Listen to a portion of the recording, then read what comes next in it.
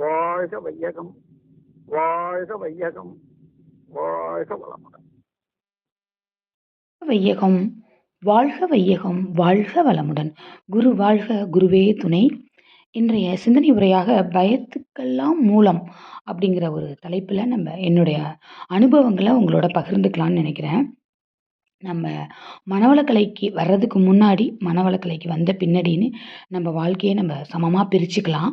இப்போ மனவளக்கலைக்கு வராததுக்கு முன்னாடி எதற்கெடுத்தாலும் ஒரு பயம். இப்போ நம்ம குழந்தைங்க வெளியில் போனாங்கன்னா என்ன நடந்துருமோ, அவங்க போகிற வாகனம் வந்து ஏதேனும் விபத்துக்குள்ளாகிடுமோ, அவங்களுக்கு ஏதாவது துன்பம் வந்துருமோன்னு பயம். அப்புறம் நாம் போனோம்னா நமக்கு ஏதாவது விபத்து வந்துருமோ, நம்ம குடும்ப அங்கத்தினர்களையும் நம்ம குடும்ப உறவினர்களையும் பிரிஞ்சு அவர்களுக்கு வந்து நம்ம வந்து பிரிஞ்சு அவங்களுக்கு துன்பம் கொடுத்துருவோமோன்னு எதற்கெடுத்தாலும் பயம் அப்படிங்கிற மாதிரி தான் என்னுடைய வாழ்க்கை போயிட்டு இருந்துச்சு.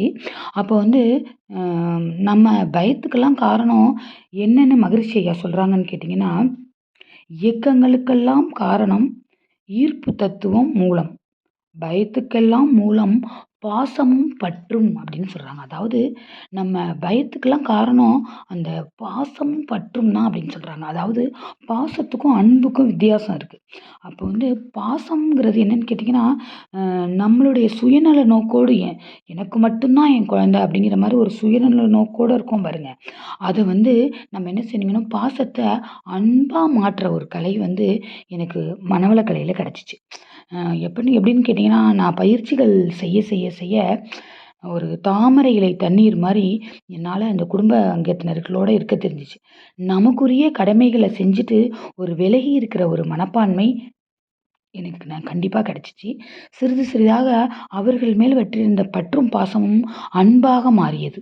நம்ம வந்து நம்மக்கிட்ட வந்திருக்கிற இறைவன், அவங்க என்னுடைய கணவரையும் ஒரு இறைவனாக பார்க்கும் ஒரு மனநிலை, என்னுடைய குழந்தைகளையும் என்னுடைய உறவினர்களையும் எல்லாமே எனக்கு இறைவன் வந்து தன்மாற்றமடைந்து எனக்கு வந்து என்கிட்ட இருக்கிறாரு. என்னுடைய கர்மாவை கழிக்கிறதுக்காக என்னுடைய உறவுகளாக இருக்கிறாரு அப்படிங்கிற ஒரு புரிதலோட மிராக்கிளா என்னுடைய கணவர் என்னை கடுமையாக பேசுகிறப்ப கூட அந்த உள்ளுக்குள்ளே இருக்கிற அந்த அன்பை, அவங்க அன்பால் தான் இப்படி திட்டுறாங்கங்கிற மாதிரி எனக்கு மனதுக்குள்ளார ஒரு மகிழ்ச்சி தர்ற மாதிரி அந்த ஒரு வசை சொற்கள் கூட எனக்கு மாறினதை இந்த தவம் தான் எனக்கு கொடுத்துச்சின்னு நான் சொல்லுவேன். அப்படி அந்தளவு என்னை மாற்றினது இந்த மனவளக்கலை தான். அந்த பயத்துக்கெல்லாம் மூலம் வந்து அந்த பாசம் பற்றுதாங்கிறப்ப, இந்த பிரபஞ்சத்தையே இயக்குற இறைவனுக்கு என்னுடைய குழந்தைகளை காக்க தெரியாதா அப்படிங்கிற ஒரு மனநிலை எனக்கு ஏற்பட்டுச்சு.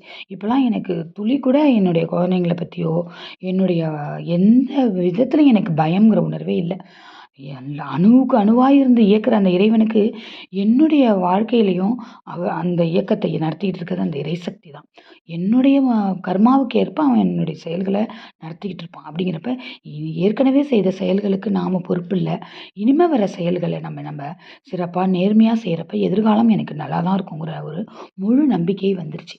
அதோடு இல்லாமல் அந்த பாசம்ங்கிறத அன்பாக மாற்றிக்கிற ஒரு நிலை வர்றப்ப நமக்கு அந்த பயம்ங்கிறது போயிடுது. நான் என்னுடைய குழந்தைகளுக்குரிய கடமைகளை நான் சிறப்பாக செய்கிறேன். கண்டிப்பாக அவர்கள் வந்து அவர்களுடைய வாழ்வை பார்த்துக்குவாங்க. எங்கே இருந்தாலும் காக்கிறது அந்த இறைசக்தி தான்.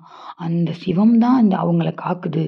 என்னோட பங்கு இதில் எதுவுமே இல்லை அப்படிங்கிற உண்மையான புரிதல் ஏற்படுறப்ப எனக்குள்ளே இருந்த பயம்லாம் என்னை விட்டு முழுமையாக நீங்கிடுச்சு. நான் நல்லா நினச்சி பார்ப்பேன், எனக்கு இந்த தருணத்தில் ஒரு மரணம் வந்தால் கூட எனக்கு ஏற்றுக்கிற ஒரு மனநிலை இந்த மனவளக்கலை கொடுத்துருச்சு. நிச்சயமாக அந்த பிரபஞ்சத்தை இயக்குற ஒரு சக்திக்கு என்னுடைய குழந்தைகளையும் என்னுடைய குடும்ப உறுப்பினர்களையும் காக்கிற அந்த அருள் வந்து கண்டிப்பாக கிடைக்கும். அதற்குரிய வழிநிலைகளை இறைவன் கண்டிப்பாக ஏற்படுத்துவான். அப்படி ஒரு மனநிலையை எனக்கு கொடுத்தது இந்த மனவளக்கலையில் வர தியானங்களும் பயிற்சி முறைகளும் தான். அதனால் நமக்கெல்லாம் பயத்துக்கெல்லாம் காரணம் இந்த பாசமும் பற்றும் தான் அப்படிங்கிற ஒரு புரிதலோடு நம்ம என்ன செய்யணும்னு கேட்டிங்கன்னா, நம்ம பாசத்தை அன்பாக மாற்றிக்கணும். எப்படி வந்து இறைநிலை எந்த எதிர்பார்ப்பும் இல்லாமல் நமக்கெல்லாம் அந்த எல்லா சக்திகளையும் நமக்கு எல்லா உதவிகளையும் செய்தோ, அதுபோல நாமும் நம்ம குழந்தைங்கள்ட்ட எந்த எதிர்பார்ப்பும் இல்லாம நம்ம கடமைகள செய்யறப்ப நம்மளுடைய பாசம்ங்கிறது அன்பாக மாறும். இந்த ஒரு மனநிலைய எனக்கு ஏற்படுத்தி குடுத்தது இந்த தவ பயிற்சிகளும், மனவளக்கலை பயிற்சிகளும் தான். அப்படி ஒரு மனநிலை எனக்கு ஒரு மிகுந்த ஒரு மன அமைதியையும், மன மகிழ்ச்சியும் ஏற்படுத்தி, என்கிட்ட ஒரு எப்பொழுதும் ஒரு அமைதிய ஏற்படுத்தி குடுக்குது. அந்த பயம் முழுமையா என்னை விட்டு அகன்று, எனக்கு எப்பயும் நம்ம கூட இறைவன் இருக்காரு.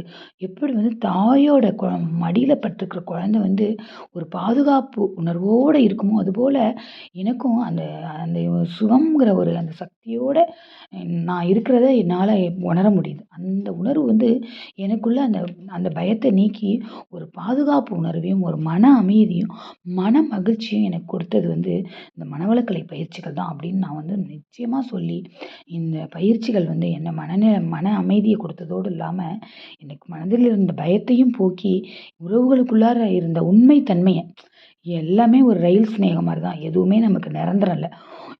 நம்ம வந்து சில உண்மைகள ஏத்துக்க தான் வேணும். ஒண்ணு நம்ம கிட்ட இருக்கிற உறவுகள் நம்மள விட்டு பிரியும். இல்லைன்னா நாம அந்த உறவுகள விட்டு பிரிவோம்.